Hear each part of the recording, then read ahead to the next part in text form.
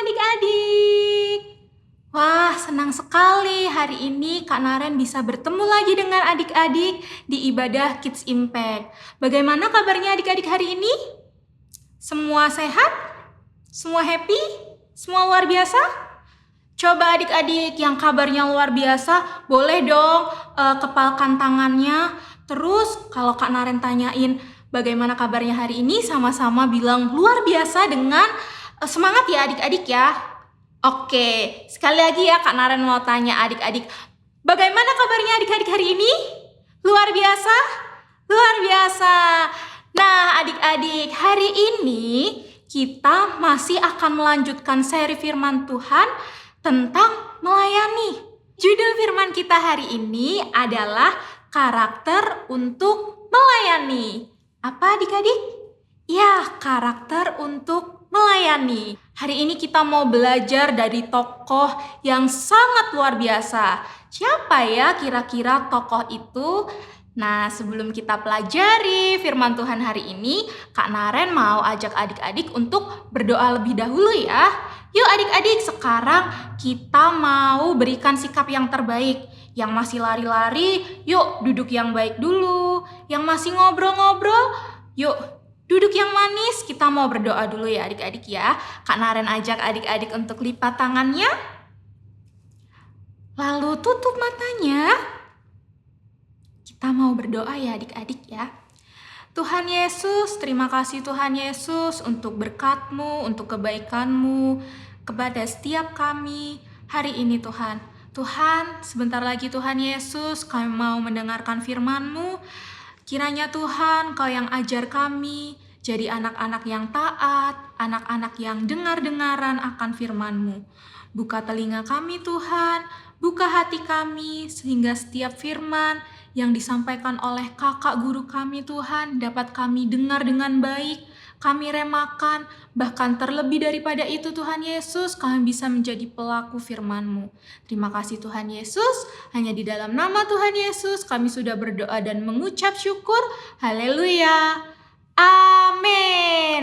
Amin adik-adik. Nah, tadi kan Kak Naren bilang ya, kita mau belajar dari tokoh yang luar biasa. Siapa ya kira-kira tokoh hari ini? Kita mau baca bersama-sama ya adik-adik ya. Firman Tuhan hari ini kita ambil dari Bilangan pasal yang ke-13 ayat yang pertama sampai ke 21.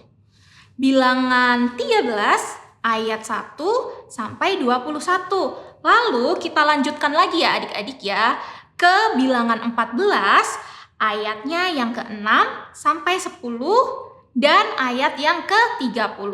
Kita mau belajar bersama-sama. Yuk adik-adik, buka Alkitabnya. Kita mau buka Alkitab kita. Kita mau belajar bersama-sama, membaca bersama-sama ya adik-adik ya. Oke.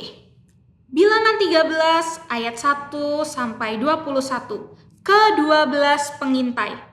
Tuhan berfirman kepada Musa, suruhlah beberapa orang mengintai tanah Kanaan yang akan kuberikan kepada orang Israel. Dari setiap suku nenek moyang mereka haruslah kau suruh seorang, semuanya pemimpin-pemimpin di antara mereka. Lalu Musa menyuruh mereka dari padang gurun parang sesuai dengan titah Tuhan. Semua orang itu adalah kepala-kepala di antara orang Israel. Dan inilah nama-nama mereka. Dari suku Ruben, Syauma bin Zakur. Dari suku Simeon, Safat bin Hori. Dari suku Yehuda, Kaleb bin Yefune. Dari suku Isakar, Yigal bin Yusuf. Dari suku Efraim, Hosea bin Nun. Dari suku Benyamin, Palti bin Rafu. Dari suku Zebulon, Gadiel bin Sodi. Dari suku Yusuf, yakni suku Manasye, Gadi bin Susi. Dari suku Dan, Amiel bin Gemali. Dari suku Asher, Setur bin Mikael. Dari suku Naftali, Nahbi bin Wohsi. Dari suku Gad, Guel bin Maki. Itulah nama-nama orang yang disuruh Musa untuk mengintai negeri itu. Dan Musa menamai Hosea bin Nun itu Yosua. Maka Musa menyuruh mereka untuk mengintai tanah Kanaan. Katanya kepada mereka, pergilah dari sini ke tanah Negeb dan naiklah ke pegunungan dan Amatilah bagaimana keadaan negeri itu. Apakah bangsa yang mendiaminya kuat atau lemah? Apakah mereka sedikit atau banyak? Dan bagaimana negeri yang didiaminya? Apakah baik atau buruk? Bagaimana kota-kota yang didiaminya? Apakah mereka diam di tempat yang terbuka atau di tempat yang berkubu? Dan bagaimana tanah itu? Apakah gemuk atau kurus? Apakah di sana ada pohonan atau tidak? Tabahkanlah hatimu dan bawalah sedikit dari hasil negeri itu. Waktu itu ialah musim hulu hasil anggur. Mereka pergi ke sana lalu mengintai negeri itu, mulai dari padang gurun Zin sampai ke Rehob, ke jalan yang menuju Hemat.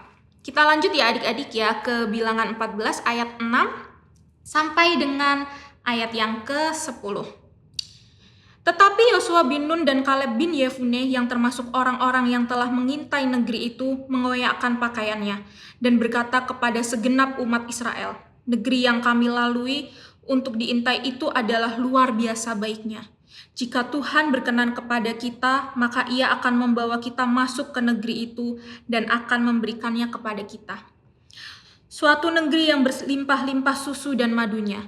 Hanya janganlah memberontak kepada Tuhan dan janganlah takut kepada bangsa negeri itu, sebab mereka akan kita telan habis. Yang melindungi mereka sudah meninggalkan mereka, sedang Tuhan menyertai kita. Janganlah takut kepada mereka. Lalu segenap umat itu mengancam hendak melontari kedua orang itu dengan batu. Tapi tampaklah kemuliaan Tuhan di kemah pertemuan kepada semua orang Israel. Ayat yang terakhir, ayat 30.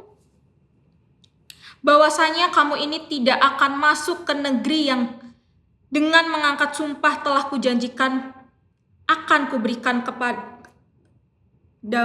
kecuali Kaleb bin Yefune dan Yosua bin Nun. Oke adik-adik, itu tadi kita sudah baca bersama-sama ya firman hari ini. Kak Naren akan jelaskan adik-adik cerita firman Tuhan hari ini. Jadi adik-adik, pada suatu hari Allah itu berfirman kepada Musa. Allah berfirman, sudah waktunya kita harus mengutus beberapa orang untuk menjadi pengintai di tanah yang akan kuberikan kepadamu. Nah, Musa ini siapa sih? Ada yang tahu nggak siapa ini Musa? Betul, Musa itu adalah pemimpin bangsa Israel adik-adik. Musa ini adalah wakil Tuhan untuk memimpin bangsa Israel keluar dari tanah Mesir untuk masuk ke tanah perjanjian yang sudah dijanjikan Tuhan.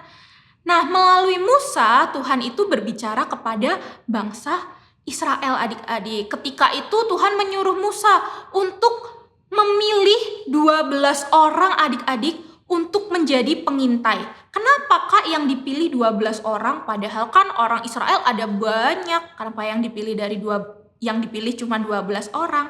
Iya, 12 orang karena suku yang ada di Israel itu ada 12 dan masing-masing suku itu diambil satu untuk menjadi pengintai adik-adik. Nah, akhirnya nih mereka terpilih 12 orang untuk menjadi pengintai. 12 orang ini disuruh oleh Musa untuk mengintai tanah perjanjian yang dijanjikan Tuhan adik-adik. Ada yang tahu nggak mengintai itu apa? Betul, mengintai itu memata-matai Kak. Mengintai itu memperhatikan keadaan. Ya adik-adik, jadi 12 orang ini tugasnya adalah melihat keadaan di tanah Kanaan, tanah perjanjian. Mereka disuruh melihat bagaimana keadaan orang-orangnya. Apakah orang-orangnya itu kuat ataukah lemah? Bagaimana hasil tanah itu adik-adik, apakah subur ataukah enggak? Jadi mereka ini disuruh untuk memperhatikan keadaan di sana adik-adik. Mereka menjadi pengintai selama 40 hari adik-adik. Nah, setelah 40 hari mengintai, mereka pulang nih kembali ke rombongan mereka, ke rombongan bangsa Israel. Nah, mereka membawa hasil dari tanah itu adik-adik berupa anggur. Karena waktu itu baru musim anggur adik-adik. Mereka bawa anggur yang banyak, saking banyaknya, saking beratnya nih. Mereka pikul ya adik-adik ya. Mereka pikul dan mereka harus memikul 2 orang karena saking banyaknya nih adik-adik. Setelah itu, setelah mereka kembali ke rombongan bangsa Israel, mereka kasih laporan nih. Hasil mereka mengintai selama 40 hari ini dilaporin kepada Musa. Nah, kalau Yosua dan Kaleb, nih adik-adik ya, Yosua dan Kaleb, 2 orang ini bilang kalau tanah di sana itu wah bagus banget, berlimpah, banyak susu dan madu, pokoknya tanah di sana subur. Tapi ke-10 orang yang lain berbeda adik-adik dari Yosua dan Kaleb. Mereka malah memberitahu hal-hal yang buruk-buruk adik-adik. Mereka bilang, di sana nih orang-orangnya kuat-kuat. Di sana nih orang-orangnya raksasa-raksasa. Gak mungkin kita bisa mengalahkan mereka. Gak mungkin kita bisa merebut tanah itu dari mereka. Kita gak bakal bisa. Yosua dan Kaleb tadi kasih tahu yang baik-baik ya adik-adik ya. Sedangkan 10 orang tadi apa adik-adik? Mereka kasih tahu yang buruk-buruk. Bahkan adik-adik tahu nggak? 10 orang ini tuh merasa ketakutan. Saking mereka ketakutannya nih adik-adik ya, mereka itu bukannya minta tolong sama Allah, mereka malah menggerutu. Mereka malah protes sama Allah adik-adik. Mereka malah bilang Allah tidak akan bisa menolong kita. Waduh nih adik-adik ya, mereka tidak percaya sama Allah lagi adik-adik. Rasa takut mereka kepada orang, kepada raksasa-raksasa di tanah perjanjian ini lebih besar daripada rasa percaya mereka kepada Allah adik-adik. Tahu nggak? Karena mereka sudah tidak percaya lagi sama Allah, apa yang terjadi sama mereka adik-adik? Mereka tidak bisa masuk ke tanah perjanjian. Bahkan nih adik-adik mereka harus mati di padang gurun karena kena tulah. Karena apa? Karena mereka tidak percaya sama Allah. Sedangkan yang bisa masuk ke dalam tanah perjanjian adalah siapa? Betul, Yosua dan Kaleb dan juga orang-orang Israel yang masih muda. Itu pun mereka harus tunggu 40 tahun dulu adik-adik. Mereka harus mengembara di padang gurun 40 tahun dulu. Bayangin adik-adik, mereka harus tinggal di padang gurun, mengembara di padang gurun selama 40 tahun. Sebelum akhirnya mereka bisa masuk ke tanah perjanjian. Dari firman Tuhan yang sudah kita baca dan dari cerita yang sudah Kak Narin ceritakan, hari ini kita mau belajar sama-sama adik-adik poin firman Tuhan di minggu ini. Kita mau belajar 3 poin adik-adik hari ini. Poin yang pertama adik-adik bisa catat. Poin yang pertama adalah tunduk dan taat. Apa adik-adik? Tunduk dan taat. Betul adik-adik. Nah, tunduk dan taat itu apa sih Kak? Tunduk dan taat itu adalah melakukan perintah dengan baik adik-adik. Seperti yang tadi kita tahu, Yosua dan Kaleb dan juga 10 pengintai yang lain. Jadi tadi pengintai tadi itu dibagi jadi 2 kubu ya adik-adik ya. Kubu yang pertama, kelompok yang 1. Isinya 10 pengintai. 10 pengintai ini 10 pengintai yang ketakutan. 10 pengintai yang tidak baik adik-adik. Mereka tidak percaya sama Tuhan bahwa Tuhan sanggup menolong. Bahkan mereka menghasut orang-orang Israel yang lain untuk apa adik-adik? Untuk tidak melakukan perintah Tuhan. Untuk tidak taat kepada perintah Tuhan. Sedangkan kelompok yang kedua adalah Yosua dan Kaleb.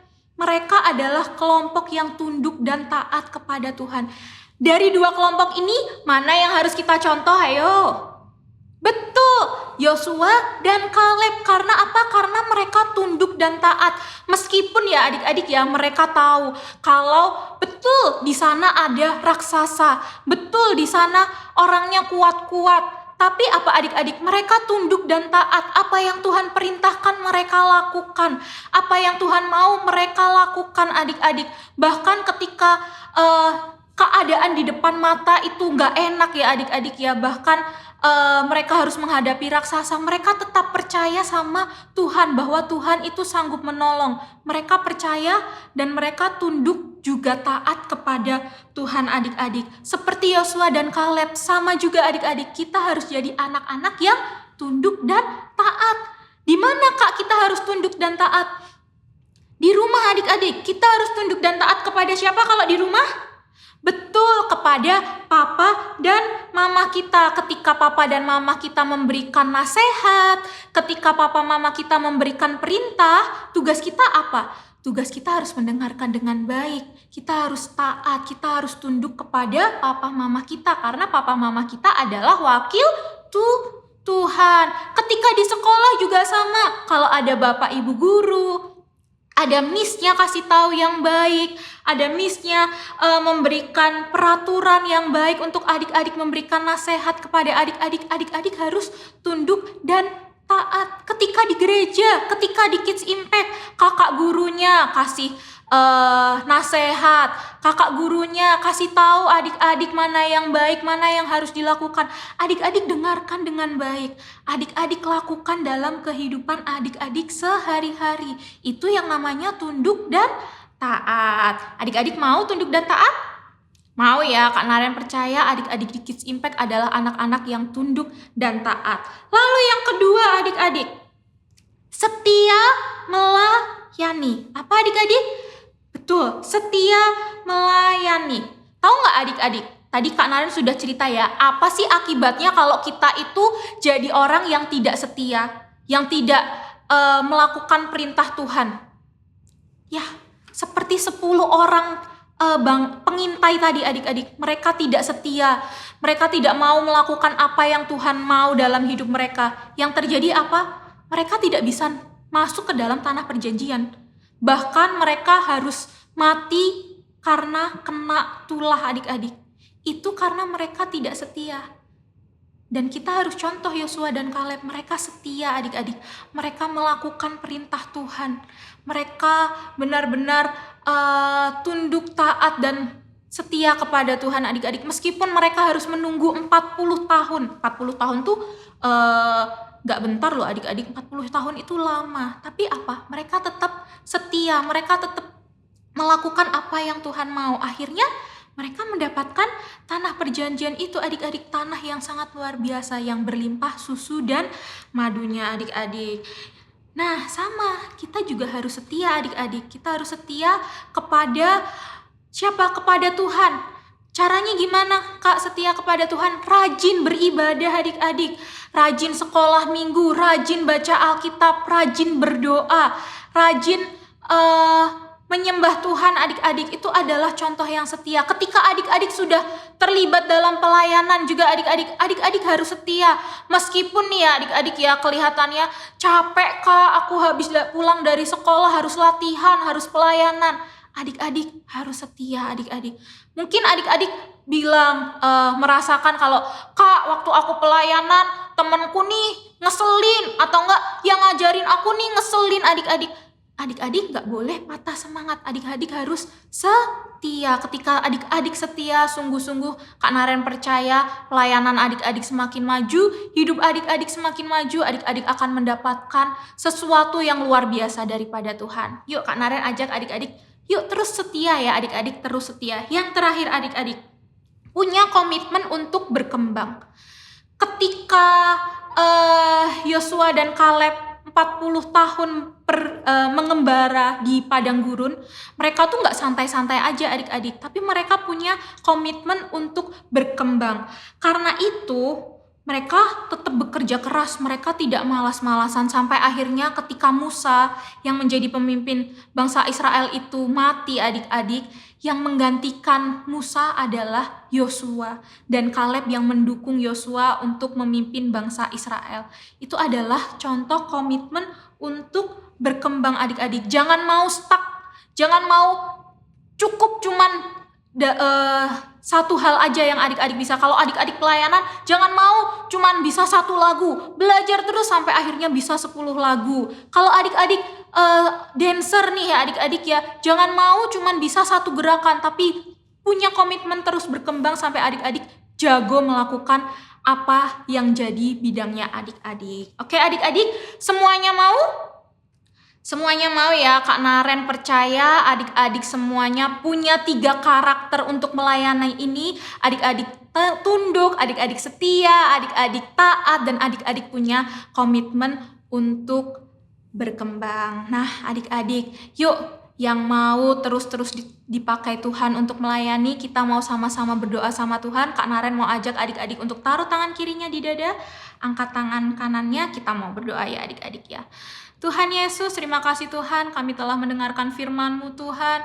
Sungguh-sungguh Tuhan, ajar kami Tuhan, agar kami bisa mempunyai karakter untuk melayani Tuhan. Kami mau setia, kami mau tunduk, kami mau taat, dan kami juga mau punya komitmen untuk terus berkembang.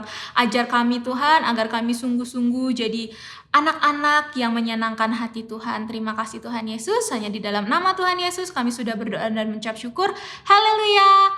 Amin. Amin adik-adik. Nah sebelum kita tutup firman Tuhan hari ini, kita mau ayat emas dulu ya adik-adik ya.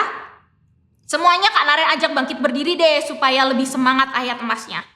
Yuk bangkit berdiri. Sudah bangkit berdiri semua? Oke, nah ayat emas kita hari ini kita ambil dari 1 Korintus 15 ayat yang ke-58a. Oke, ikutin Kak Naren ya.